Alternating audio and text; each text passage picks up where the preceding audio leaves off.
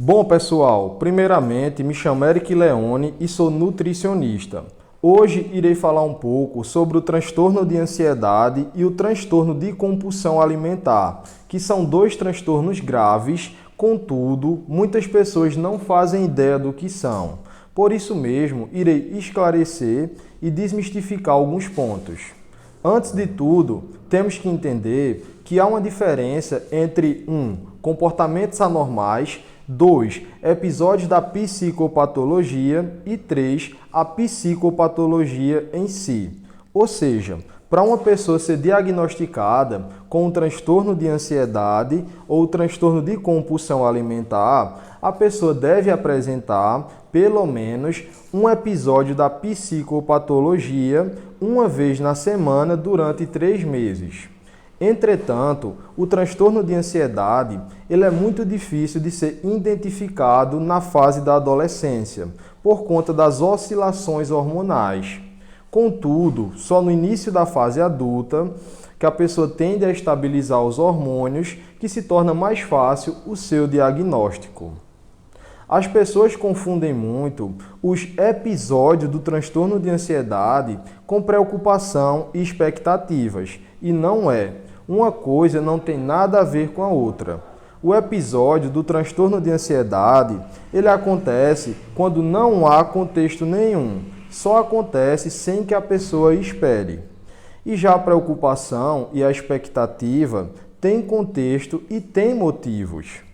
A ansiedade patológica, ela é objetivamente o medo da morte, que está ali bem na sua frente, seja esse medo real ou não. Para isso, o organismo tende a se preparar para poder entrar em combate, em um estado de luta ou fuga. O estado de luta ou fuga é o mais comum. Contudo, também tem o estado de paralisação, porém, ele é menos recorrente.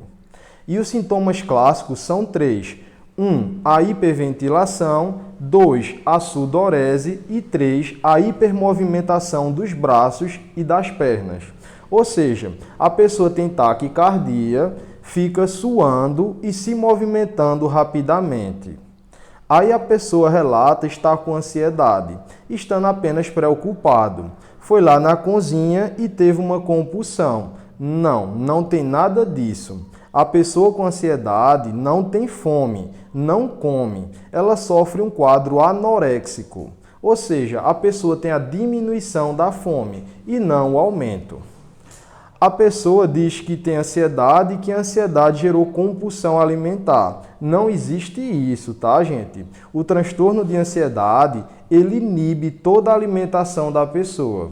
Tem até caso de pessoas que passam horas evitando o contato visual com os alimentos e sem comer.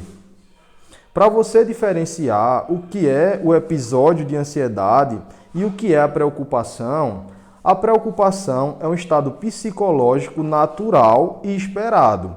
Ou seja, por exemplo, é quando tu tens algum motivo para se preocupar com alguma coisa, com algum problema. Contudo, quando essa coisa ou esse problema é resolvido, a preocupação passa.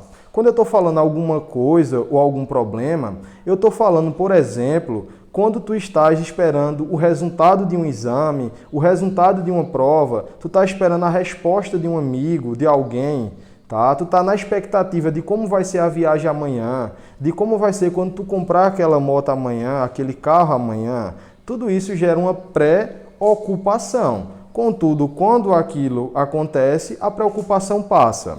Outra forma também de diferenciar isso é que a preocupação ela é só percebida na cabeça da pessoa, enquanto a ansiedade é percebida visivelmente no seu corpo. O grande problema é que quando a pessoa determina que ela tem uma patologia, só que ela não tem, ela ganha uma menção honrosa na sociedade que diz: eu sei que tu tens um problema, então tu estás perdoada. Tu podes fazeres o que tu bem quiser. Então a pessoa se apoia naquela psicopatologia que ela não tem para justificar suas falhas. Aí a pessoa come e diz ter ansiedade e que ansiedade gerou compulsão alimentar. Não existe isso, tá, gente? Ou seja, a pessoa não tem ansiedade, tá? Mas as pessoas aprenderam a chamar de ansiedade tudo aquilo que elas querem obter. Por isso é uma ânsia que pode ser qualquer angústia, medo, expectativa ou preocupação.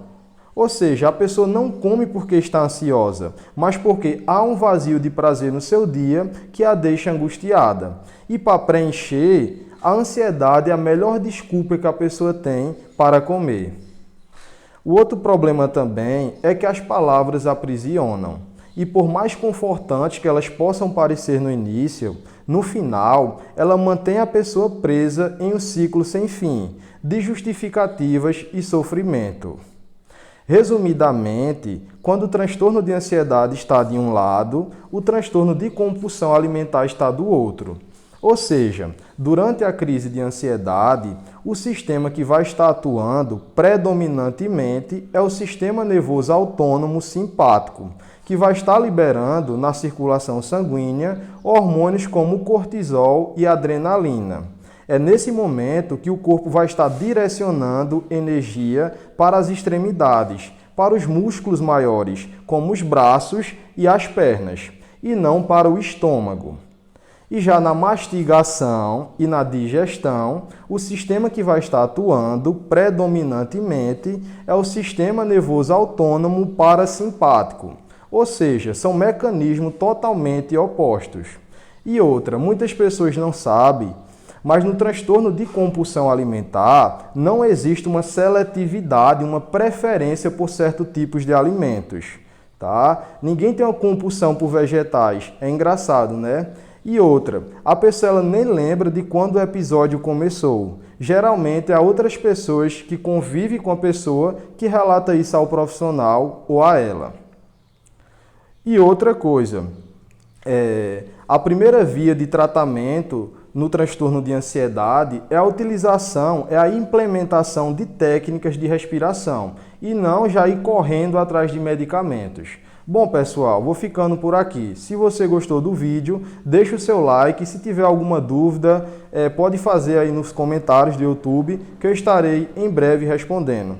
E se puder também, compartilhe aí com seus amigos. Muito obrigado, até a próxima.